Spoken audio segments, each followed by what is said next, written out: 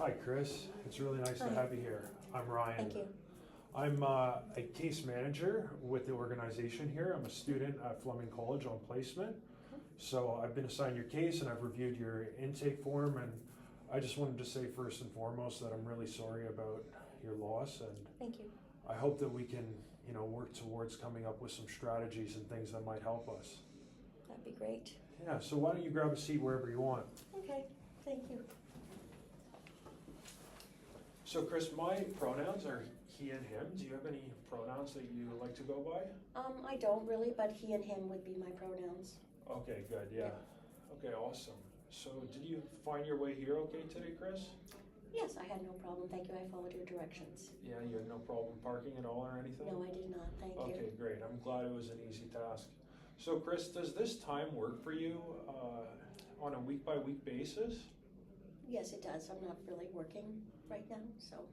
Okay, well, we can get into that, but going forward, if you want to continue with the This services. time is fine with me. Yeah, Thank okay, you. perfect. The other thing that I wanted to talk to you about, Chris, is maybe confidentiality. And I know that you've been with some programs previously, so you might understand confidentiality, but we could still just go over it just in case, right? Mm-hmm. So confidentiality means that everything that we talk about here stays between us, except for a few cases. So if I were to be subpoenaed by a court of law, if you were thinking about killing yourself or hurting somebody else, or if you told me about any neglect towards a vulnerable population, which would be kind of like elders or people under the age of 18, then I would have to report that. Okay. But besides that, everything that we say stays between us. Also, I wanted to tell you about your rights as a service user. Informed consent, and what that means is that before I share any of your information with other organizations or resources that you might want to work in collaboration with in order to help you and provide different things that might be able to help you and your family out, I would ask you if it's okay to share that information with them, and then it would be entirely up to you. Okay, thank you. And also, it's entirely your choice the way you want to proceed with your care and the way you want to interact with these services that are available with you. We want to put you in the driver's seat because when it comes down to it, you're really the expert of your own life, right? I appreciate that. Yeah. Okay, well, Chris, I feel like now that we've got that out of the way, I just want to say I'm really glad to have you here, and I think that this was a good idea, I think so too. Yeah. So, Chris, I noticed on your intake form, the thing that you were most concerned with seemed to be your finances, your housing, the fact that you felt like you were failing your kids, and that must all be just really tough to deal with right now. It has been getting overwhelming lately, and I know I need help. Yeah. So what prompted you to reach out to us? Well, I have sought help through hospice in the past, but also some involvement with CAS. I did try to do some parenting classes through them, but I failed at that. I didn't attend all of the sessions, and I did actually end up here because the school has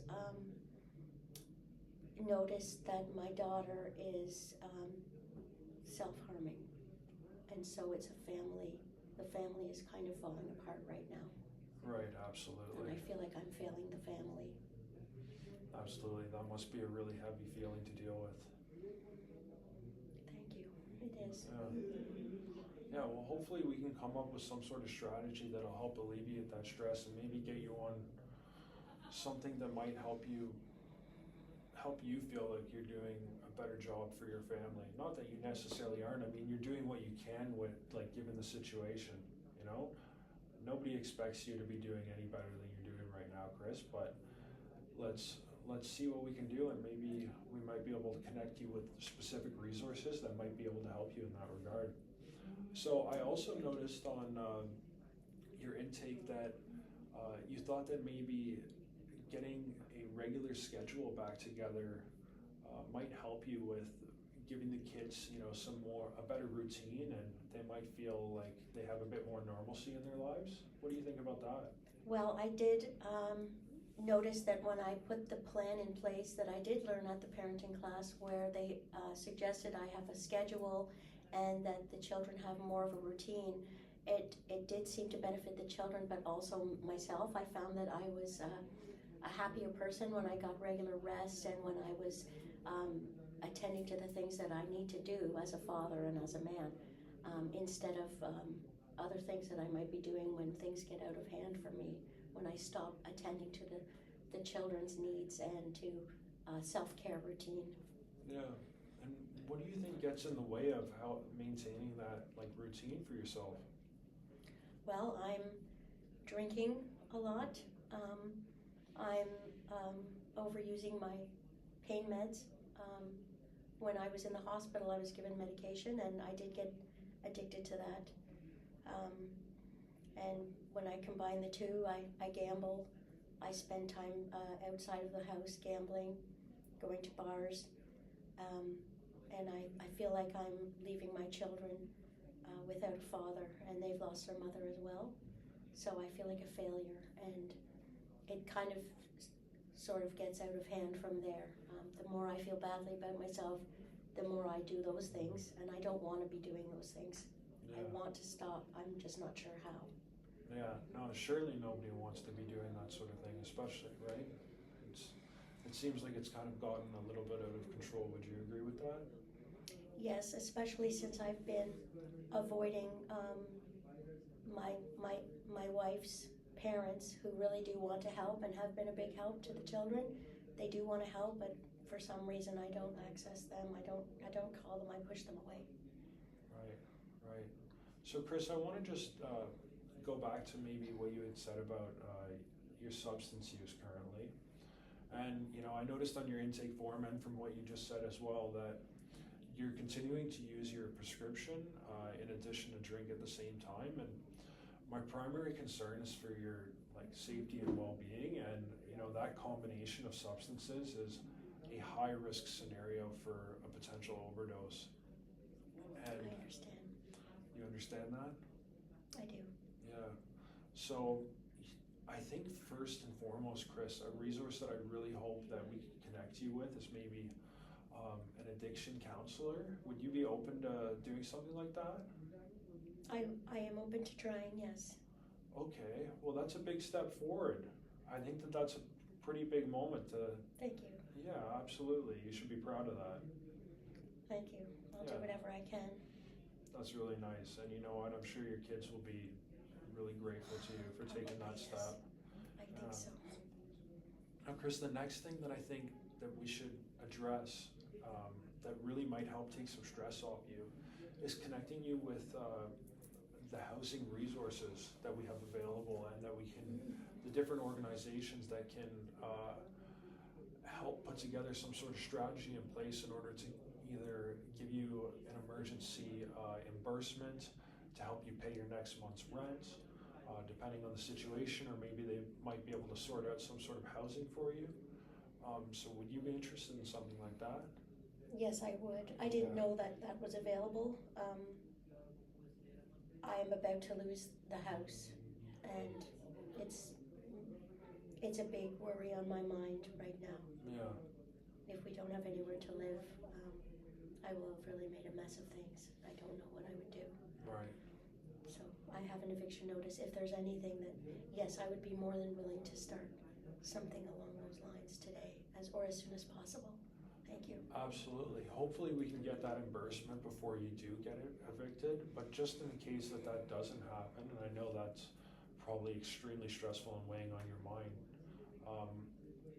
what are the chances you might be able to reach out to your in-laws and see if they might be able to at least take your kids for the time being?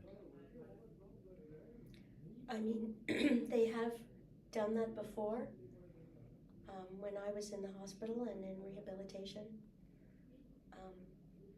I guess I haven't really been that good at reaching out to them, and I feel like I might be.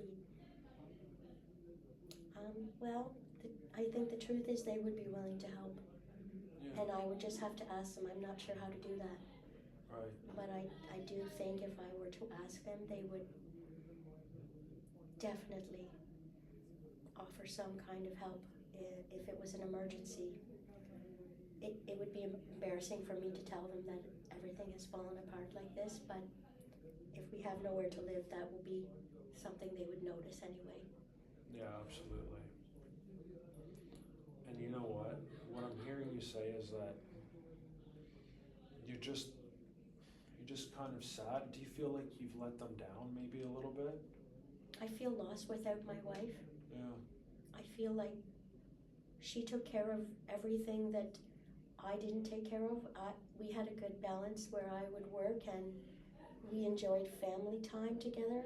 And I guess I didn't really realize until it was gone how much she did. And I don't feel like I know how to communicate with my kids. Without her there, it doesn't feel the same. And I don't feel adequate. I don't feel like I can be a parent to them the way that my wife could. And sometimes I am sad because it doesn't seem fair that she's gone. And with me doing things that hurt the family, it makes me feel guilty. Yeah, absolutely. Don't feel like a man. Yeah, I hear you, Chris. I think that every parent, you know, no matter what, does feel that they're insufficient in their job, right? Because it's such a big task to take on, and especially when you've been left in, not left, but you know, your wife has passed, and you feel like you're all alone in this situation. It's a heavy responsibility to be passed on you, but I think it's a perfectly normal reaction to be feeling, like you don't know what you're doing, right? Like that's okay. I don't think that you're necessarily alone in that feeling, and I don't say that to diminish your feelings. No, we met people at hospice that were in the same situation, and the Yeah. kids enjoyed it. I did too, but we just didn't continue, and that's my fault as well. Yeah. I want to get to a place where I can do those things, and then I think I might be able to get out of this feeling that I'm having, or this hopelessness. Yeah. Okay, Chris, so for our next session, let's try to make some goals that we can come up with and achieve before our next session.